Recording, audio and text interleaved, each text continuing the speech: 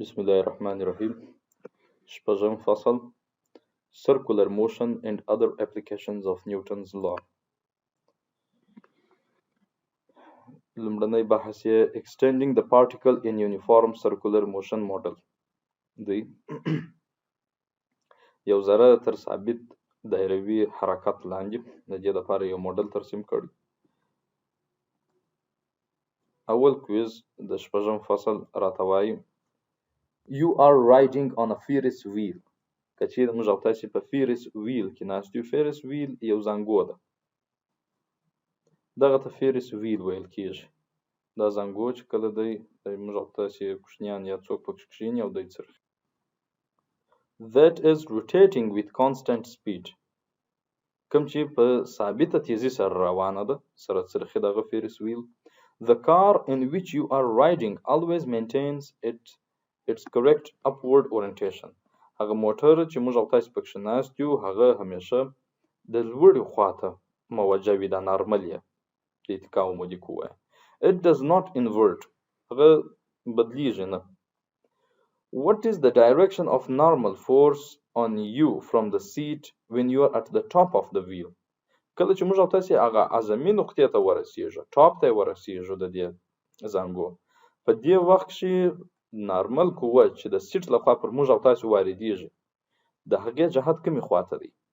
A upward وي، D downward وي، C impossible to determine معنا امکان نه لري چې محاسبه یې کړو.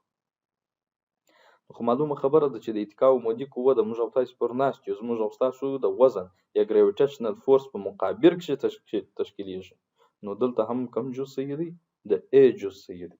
یعنی نارمل قوه به په سیټ چې موږ او تاسې ناست یو د اتکا عمودي قوه زموږ او ستاسو لوړې خواته موجه ده. A upward. دوهم جز From the same choices د عین انتخابونو څخه دا درې دانې. What's the direction of the net force on you when you are at the top of the wheel? مجموعي قوې لوري به کومې خواته وي کله چې موږ او تاسو په همدغه زنګو کښې لوړ یا اعظمي نقطې ته ورسیږو. نت فورس یعنی مجموعي قوې، د مجموعي قوې سمت او لوری به کومې خواته وي؟ معلومه خبره ده چې دلته موږ او تاسې په یو نواخته دایروي حرکت کښې او دایروي حرکت کښې همیشه جذب المرکز تعجیل شتون لري. د جذب المرکز تعجیل له رویې څخه جذب المرکز قوه په وجود راغلې ده. نو بناء موږ او تاسو که څه هم لوړ یو باید د مرکز خواته زموږ او تاسو مجموعي قوه موجه وي. او چې د فیرس ویل په لوړه نقطه کښې ته قرار ولري مجموعي قوه دې د مرکز په لوري وي معنا یعنې لاندې خواته ده په هغه وخت کښې. نو بناء د دوهم دپاره بي جز صحیح دی ډاونورډ. د نن یونیفارم سرکولر موشن یا غیر یو نواخته دایروي حرکت تر عنوان لاندې 134 صفحه دوهم کویز. په دوهم کویز کښې راته وایي A bead slides at constant speed along a curved wire lying on a horizontal surface. کچيري یو مری موږ یې مری بولو کچيري یو مری په دغه شکل مطابق په یو وایر په یو لین یا په یو څرخي کښې داسې پرته وي او دا رقم په اصطلاح راګیر سي راوښویږي یا په A نقطې ته راسي داسې پسې راځي د B نقطې ته دغسې پسې راسي د C نقطې ته. Draw the vectors representing the force exerted by the wire on the bead at points A, B and C. وای تاسو وکتورونه ترسیم کړئ د قوو ده هم د A په نقطه کښې هم د B په نقطه کښې هم د C په نقطه کښې. په دغه درو سرو نقاطو کښې تاسو د قوې وکتور ترسیم کړئ. لکه څنګه چې په سوال کښې راته ولیدي A bead slides at constant speed. په ثابته تیزي سره حرکت کښې ده. اول سره راته ولیدي په ثابت تیزي په ثابته چټکتیا سره په حرکت کښې ده. کله چې A ته رارسیږي قوه ترسیم کوي، کله چې B ته رارسیږي قوه ترسیم کوي او کله چې C ته رارسیږي قوه ترسیم کوي. ثابته تیزي یا ثابت چټکتیا دا معنا لري چې په دې ځای کې میګنیټیوډ یا نومریکل ویلیو یا عددي مقدار په ټول ځایو کې ثابت دی. نو ځکه دلته موږ او تاسو مماسي تعجیل هیڅ چیرې نه لرو او د B نقطې ته چې رارسیږي خو مستقیمه کرښه ده دلته هم تعجیل یا قوه شتون نه لري. کانسټانټ سپیډ دی. قوه هغه وخت په وجود راځي چې تعجیل په وجود راشي، او تعجیل هغه وخت په وجود راځي چې په ولاسټي یا په سرعت کې بدلون راشي. د A په نقطه کې صحیح ده، په سرعت کې بدلون راځي ولې تغییر د لوري راځي، لیکن د B په نقطه کې خو تغییر د لوري یا تغییر د سمت نه راځي، هغه کانستانت سپیډ دی. د C په نقطه کې هم د لوري تغییر منځته راځي، نو ځکه دلته هم قوه یا تعجیل شتون لري. نو که چیرې موږ او تاسو وکتورونه رسم کو، داسې وکتور رسمیږي.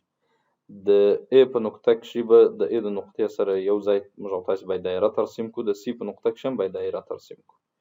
A نقطه چې د په حقیقت کې دلته یو قوس دی، د مسیر د تګلاره دا یو قوس دی، د یو دایره قوس دی. دا د C تګلاره د C مسیر هم د دایره یو قوس دی. چون A د یو غټي دایره قوس دی او C د یو کوچنی دایره قوس دی. د C د دایره شعاع کمه د نظر د A د دایره شعاع ته. هر کله چې شعاع زیاته سول تعجیل کمیږي، او که شعاع کم سول په عین سرعت سره بیا تعجیل ورته اضافه کیږي. ولې چې موږ او تاسو داسې فارمول ویلو چې سنټریپیټل اکسلریشن یا جذب المرکز تعجیل مساوي کیږي سرعت مربع نظر و شعاع ته. شعاع چون په مخرج کې ده، شعاع که چیرې کوچنی کیږي تعجیل باید متزاید شي، او که چیرې شعاع کمیږي بیا تعجیل ورته اضافه کیږي، البته په عین چټکتیا په عین سرعت سره. نو ځکه په دې ځای کې چې درلودونکې د غټې شعاع د اولنۍ د A دایره، نو قوه هم دلته کوچنی ده په پرتله د C، او C کوچنی شعاع ده، دلته قوه اضافه کیږي. په B نقطه کې د په کانستانت سپیډ را روان دی او مستقیمه کرښه ده. په دې ځای کې په ثابت سرعت کې د هیڅ تعجیل نه لري، وخت چې تعجیل ونه لري بناء قوه هم دلته نشته. د B په جز کې وایي suppose the bead in figure speeds up.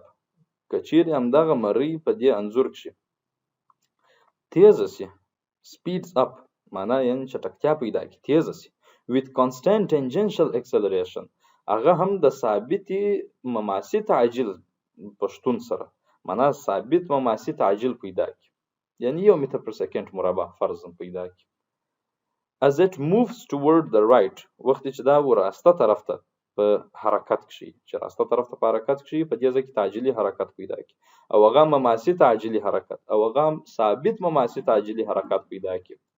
په دې صورت کې draw the vectors representing the forces on the bead at point A, B and C.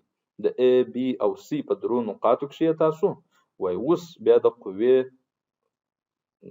وکتورونه ترسیم کړئ.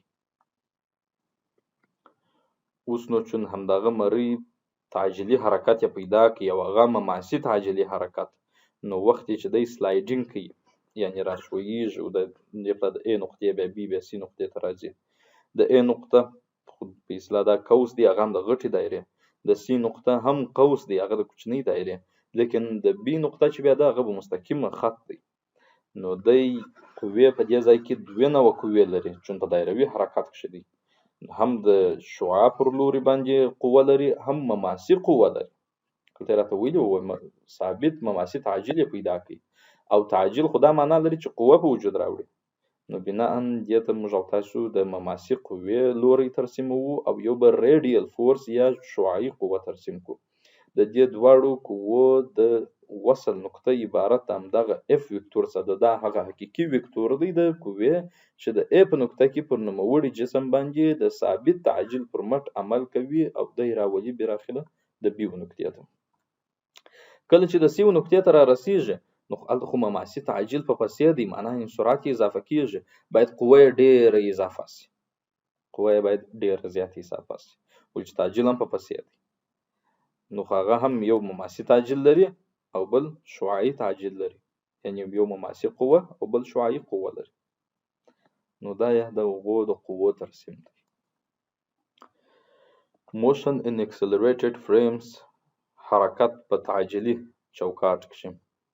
د دې عنوان لاندې 113 صفحه کې دریم کویز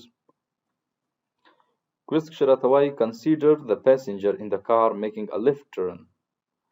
یو مسافر په نظر کې ونیسئ د دې انځور مطابق چې په موټر کې ناست دی او چپه خواته راګرځي، چپه خواته د ډایرکشن وی، لکه دغه مسافر دی د په یو دغه کې ناست دی موټر کې او دی لیفت ټرن کوي، معنا چپه طرف ته راګرځي. په دې صورت کې which of the following is correct about forces in the horizontal direction؟ کوم یو د لاندې جملو څخه صحیح دی؟ د افقي د قوو مسیر د قوو لوري چې په افقي ډول عمل کوي. if she is making contact with the right hand door، کچيري دا د موټر د راسته طرف دروازې یعنی خپل راسته طرف یې د دروازې سره په تماس کې راشي او ورې نو قوه په وارده کې. په دې صورت کې کومې قوې دي چې پر دې مسافر باندې عمل کوي او دا راګرځي. تر دا نور جزونو به راتي سورا به سو هغه صحیح جز دی هغه به تشریح کو. سی جز یې صحیح دی. The passenger is subject only to real forces acting to the left.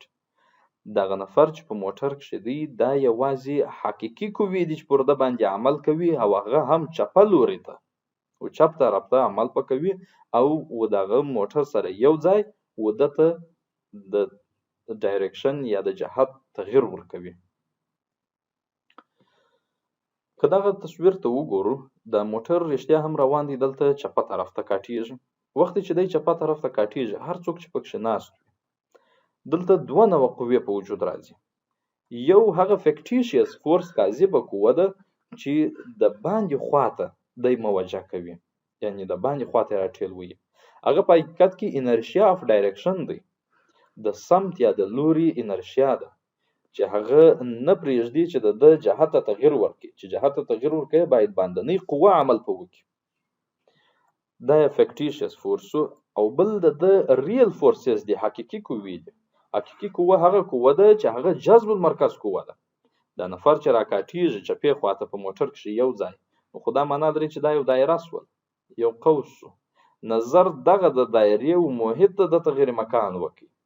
دایره او محیط ته چې د تغییر مکان کوي معنا یعنی دا دایره درلودونکې د یو مرکز ده. نظر و د شعاع ته د تغییر مکان کوي. اخو د شعاع پر لوري باندې قوه واردېږي چې دې ته جذب المرکز قوه ویل کېږي. همدغه حقيقي قوه د جذب المرکز قوه ده چې دی راکشي او دغه جذب المرکز قوه دلته چپه لوري ته موجه ده. هغه ریل فورسز دي. راسته طرف ته فیکټیشیس فورس یا کاذبه قوه ده. resistive force تر مقاومت قوې یا د موانع قوې تر عنوان لاندې 140 صفحه 4 کویز.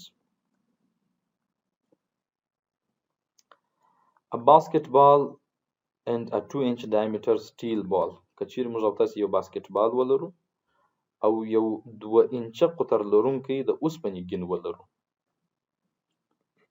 دغه یو باسکټبال دی کچیر موږ تاسو داسې یو باسکټبال ولرو او یو 2 انچه سټیل بال ولرو معنا د اوسپنې څخه جوړ یو ګین ولرو یو توپ. دغه دوه ګینونه په نظر کې ونیسئ. having the same mass کچیرې عیني کتله ولري are dropped through air from rest په هوا کې پرتاب سي هغه هم د سکون د حال څخه پرتاب سي یعنی لومړني سرعتونه یې صفر وي. دواړه په یو لاس کې نیولې بیا په بل لاس کې د بل نه ونیسو. دواړه د عین ارتفاع څخه موږ تاسو پرتاب کو. that their bottoms are initially at the same height above the ground یعنی په اصطلاح هغه قاعده د دواړو ګینانو په عین ارتفاع سره نیولې وي. on the order of 1 meter or more کچېرې د اقل 1 متر لوړ وي یا یو څه اضافه. which one strikes the ground first کوم یو به ژر را ورسیږي مځکې ته. the steel ball strikes the ground first اول باغ د اوسپنې ګین را ورسیږي. the basketball strikes the ground first باسکټبال به ژر را ورسیږي او که به دواړه یو ځای سره را ورسیږي کوم یو به ژر را ورسیږي. کچېرې موږ تاسو دغه انځورونو ته وګورو د سټیل بال کوچنی دی هغه سطح چې د هوا سره په تماس کې راځي په تصادم کې راځي هغه لږ ده لیکن باسکټبال چې دی هغه غټ دی سطح غټه ده هغه سطح چې د هوا سره په تماس کې راځي هغه سطح زیاته ده. نو هر څومره چې سطح کوچنی وي او نو د ریزسټیو فورس به غومره کم وي باندې ریزسټیو فورس چې کم شو نو دی به ژر را رسیږي مځکې ته. موږ تاسو دلته ویلي وو چې ریزسټیو فورس یا د موانع قوه یا د مقاومت قوه چې د هوا له لوري عمل په کوي پر د جسم باندې مساوي کیږي په نیمایي د کویفیشنت ډریک کویفیشنت د ضریب و ضرب رو کثافت و ضرب مساحت و مساحت د جسم چې په د هوا کې پر تابعیږي په هوا کې په حرکت کې ضرب سرعت مربع په دې ځای کې مساحت مستقیمه اړیکه د ریزسټیو فورس سره لري که چیرې مساحت وسره اضافه کیږي د مقاومت قوه هم اضافه کیږي که مساحت کوچنی کیږي چې د هوا سره په تماس کې هغه مقاومت هم کمیږي مقاومت چې هر څومره کم شو غومره دی په اسانۍ سره پینټریشن کوي عبور کوي دا تیریږي د نن ورته راځي نو بناء دلته د A just say the steel ball strikes the ground first